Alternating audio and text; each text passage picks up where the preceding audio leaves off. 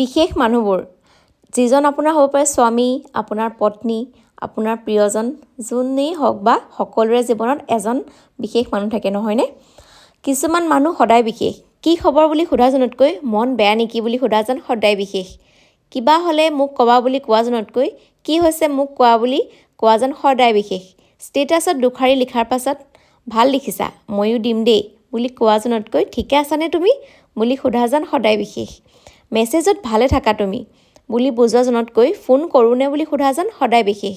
Status আৰু ষ্টৰিটো সকলোৱে দিয়ে কিন্তু জন্মদিনত ফোন কৰি উইচ কৰাজন সদায় বিশেষ। ভুল বুজাবুজি মানুহৰতো হাজাৰ আছে কিন্তু মন বুজাজনহে সদায় বিশেষ। মনটো জোনাক হৈ থাকে এই বিশেষ মানুহবোৰৰ বাবে।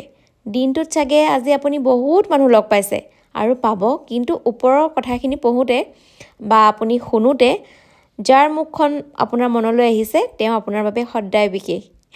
এনেতো আপুনি ধুনীয়াই, কিন্তু এতিয়া মুখত যিটো হাঁহি জিলিকি আছে সেয়া সদায় বিশেষ। এইদৰে হাঁহি থাকক। মোৰ এই স্ক্ৰিপ্টটো ভাল লাগিলে, নাজানো কোনে লিখিছিলে, কাৰ হয় একোৱে নাজানো, কিন্তু ভাল লাগিলে বাবে মই স্ক্ৰীনশ্বট এটা ৰাখি থৈছিলোঁ। সেইবাবে ময়ো এই ভিডিঅ'টোতে অকণমান দি দিলোঁ।